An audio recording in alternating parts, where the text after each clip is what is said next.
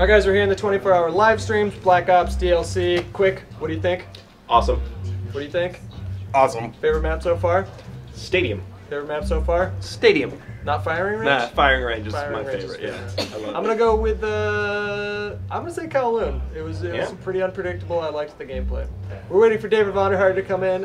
He is one of the main dudes over there at Treyarch, answering your questions that I pulled from you on Facebook. So let's do a cut right now. Okay, sir.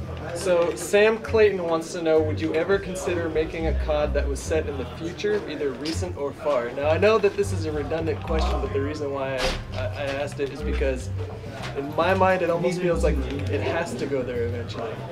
That could be arrogance or naivete right there, but yeah, go ahead and take it away. So, look, yeah, I think the answer is yes. You know, I think it'd be a kind of a unique opportunity, but the way that this works out is obviously more complicated than, oh, hey, I'm going to go and, you know, we at Treyarch are going to go make a future, you know, near future shooter. It doesn't work out that way in practice. So it's a tough question to answer. We have not announced any other Call of Duty games at this time. But to answer his specific question, I think personally, I think it'd be pretty fantastic to do near future, you know, not necessarily far future. Yeah. For me personally, and I'm just talking for myself, my opinions expressed are mine alone. You know. Well, it almost feels like that would be a different genre if you went way far beyond. I mean, far future. I mean, near future seems ideal, and it would fit your model a lot better. So we got Luca Par di Paolo. Say again, Ken. All right. Wants to ask, what differentiates you from Infinity Ward? Geez, that's an interesting question. It is. You being, they always ask the tough questions here at Machinima Live.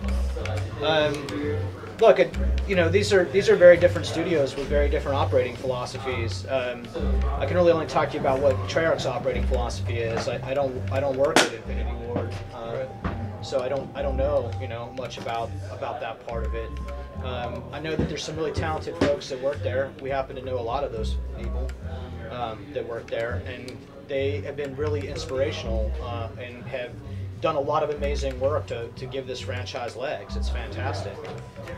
But what differentiates us is, you know, is a really tough question, because you'd have to make a comparison with something specific to say, well, we're different here. I mean, I think people can see in Call of Duty Black Ops we have some different philosophy about the game tuning, so that differentiates us in a way.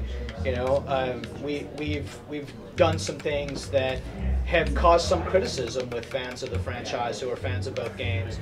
You know, in terms of the way that we tune the game and how, you know, it's not necessarily as a deadly game, but you know, at the end, Infinity Ward and Treyarch are Activision studios, and our job is to make great Call of Duty games for Activision. So Cody Riordan wants to know, what gets you to answer a consumer's question about a game? Say, for example, on Twitter. Questions for community support, such as Vahn or Josh Olin. So if someone really wants to reach out to you on Twitter, what's the best way to elicit a response from you? Be polite, keep it short and succinct. Make it something that I can answer in 140 characters, and I'll try to do so. And maybe don't start it with, hey dickhead. Yeah. Or, those glasses make you look fat? That's my favorite. German Sanchez wants to know, what does it feel like to know that you are in charge of the most successful first-person shooter of our time? Does the community's pressure affect you? Yeah, look, I mean, Treyarch's in charge of the most successful shooter. I'm not. I'm quite pleased to just be associated and have an opportunity to work on it.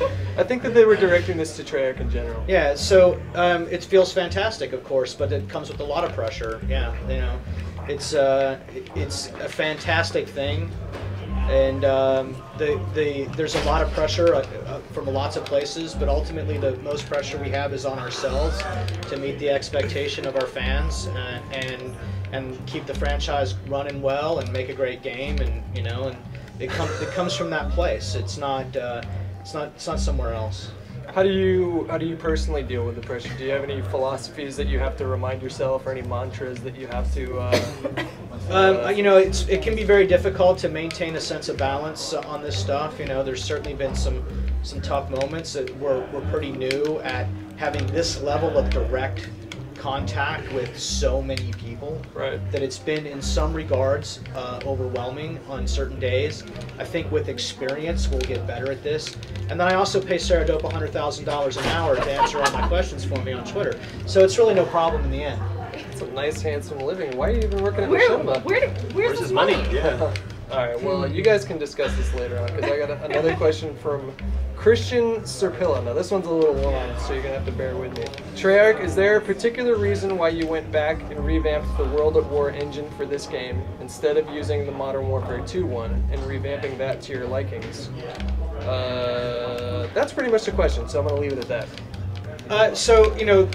Development on an engine is a very iterative process. Simply undoing whatever happened in World at War to recreate what we needed from Modern Warfare 2, it isn't necessarily smart. It would actually have kept us back, especially when at the same time everyone's sort of simultaneously developing the engine. So you would have ended up losing more time than gaining more time by sort of ditching World at War's code base. But that's not to say that we don't take a lot of stuff that makes sense from their engine and vice versa. Can you give me an example of how in this particular game the Modern Warfare 2 engine would have actually hampered development rather than help it? Hampered's the wrong word. Because you get a lot of great stuff from either side of the engine. But there's particular development that we had made to support a feature like theater, which wasn't necessarily or isn't supported there. And if you had, say, taken a period of time and cut over, you would have lost all of your development effort against that feature. Does that make sense? Yeah. So hampered's the wrong word, because you're picking up something in exchange, Yeah. Okay. Well, let's just move on right here, because I got to fire away. We got Sam Spence. Yes. Hi, Sam. Have you ever considered including a playlist solely for snipers? A sniper lobby playlist game mode would be hugely popular and would erase the pressure from Treyarch from an annoyed section of the community. We are aware of the developers at Treyarch having a vendetta against the Quickscoper. I love the way you phrased that. However, a game type that had an unpatched sniper would be a great addition in my opinion. So the answer is yes, of course we have. It's actually very, particularly in wager match game modes. The trouble here is that the way that the playlists are currently structured and the way that they work and the technology that powers them doesn't actually let you make a sniper-only playlist. You'd have to create that. It's a fairly decent, fairly common request, but I honestly, much the same way Bare Bones was a really popular request, but not a very popular game mode if you look at the numbers of people who play that. Right. So look, I know there's some people who would like a sniper-only playlist. I believe you. It's not that I don't believe you. I know that you're there. But the truth is, you will be in a minority, and there will be very few of you. And you don't want to fracture or fragment the matchmaking community. We have a lot of playlists, more in this game than I think any other Call of Duty game that's come before it, and it's fairly fractured already as a result of that. Whenever you split up players based on the volume of playlist, then you decrease good matchmaking results for everybody. You have to be careful about that. So yes, we've considered it. No, we're not doing it. Okay, I really like this question, so I might have to just jam through it all. Could there be an addition of water into a map? I would love to see a Vietnam map where almost 75% of the map is water. I think it would create an interesting game mechanic that wouldn't even have to code much for the map because, well, I don't know about that, because there's already a single player map for it. I would really love to hear the answer to this if it isn't in the next map pack. Come on, guys, that would be epic. So I think you're supposed to scream that line because it's on all cap with several exclamation marks. Let's see you scream it. Do it. All right. Come on, guys, this would be epic. That was weird. Nanners, shout the line. What's the line? Come on, guys, that would be epic. Come on. Oh, in like nerd voice? Whatever. Yeah, I'd say nerd voice. Come on, guys. That would be epic. Jeez, you guys are... That'd be epic. How about this? Come on, guys, that'd be epic! It's we've experimented. We had swimming in multiplayer in World at War. It didn't work out then. It didn't work out in Black Ops. The animation support is is challenging and unnecessary. The speed through water isn't that fun. It kind of gets away from the core of the game pace. And you know, you can't really fight in water. It's not fun to fight in water. In multiplayer, you know, in single player you can use it in the campaign as, you know, pacing elements and part of the story, and the spooky water of Vietnam and coming up on boats and doing bad things to guys and being all ninja-like. That part's fun.